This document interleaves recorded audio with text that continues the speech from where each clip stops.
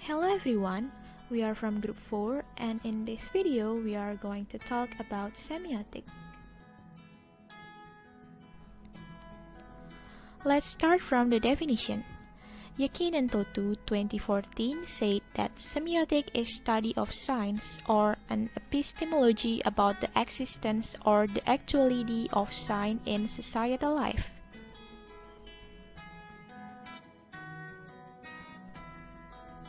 Next, let's talk about Ferdinand de Saussure. He is a linguist scholar who has developed the basis or groundwork of general linguistic theory. He is well known as a founder of modern linguistics. He has proposed the term semiology and published a book entitled Course in General Linguistics in 1916. Saussure focuses on the linguistic sign, making a number of crucial points about the relationship between the signifier and signified.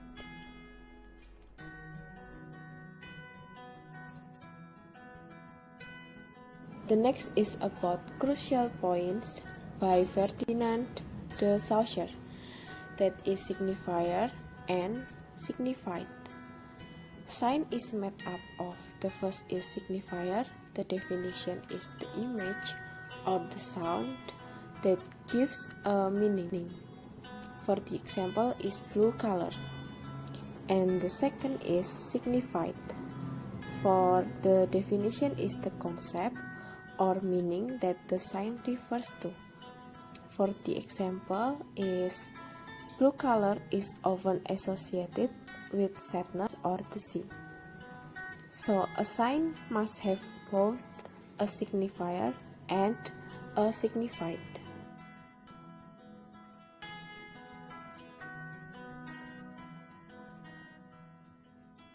Next, let's talk about Charles Sanders Peirce. He is well known as a pioneer of pragmatism doctrine who has provided the basic in the general theory of science through his writings and texts that have been compiled 25 years after his death in a single comprehensive piece of work entitled Ouvres Complets. Peirce proposed the term semiotic, which according to him is synonymous with the concept of logic that focuses on the knowledge of human thinking process. Peirce classifies sign into three aspects. The first is sign or representatum or ground, and the second is object, which is also referred as referent, and the third is interpretant. Meanwhile, three classes of signs are: first, symbol. There is something that can symbolize and represent ideas, thoughts, and objects, but the reference to the object is not due to the resemblance or cause-effect relationship, but is a social agreement.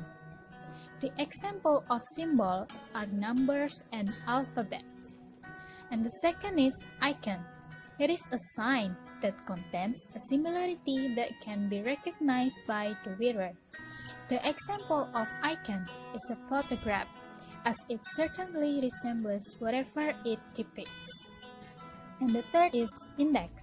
It is a sign that has a phenomenal relationship between the representative and the object. The example of index is using an image of smoke to indicate fire. Next, let's talk about Roland Barthes. Barthes is one of the leading theorists of semiotics, that is, the study of signs. As the leading structuralist thinker, Barthes was highly influenced by Ferdinand de Saussure's semiology, that is, the formal study of sign and signification. Barthes uses the denotative and connotative level of meanings to analyze the sign in visual objects. First, denotation. Denotation is what all people see without related to their society, culture, or ideology, said Bozida in 2014. Second, connotation. It describes the interaction that occurs when the sign meets the feelings or emotion of their users and the value of their culture, said Fix in 1992. The example of denotation and connotation. Spectacles. The denotation can be mean sight, optometry, and eyes, and the connotation can be mean intelligent, scientist, teacher, or physical weakness.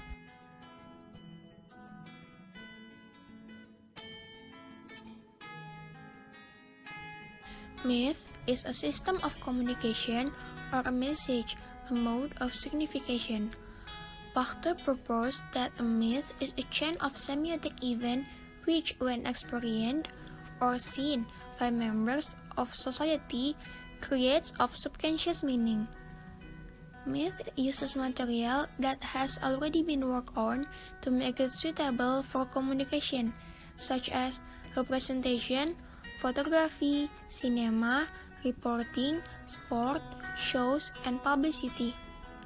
The example: red wine associated with all the myth of becoming warm, the height of summer, all things cool and sparkling.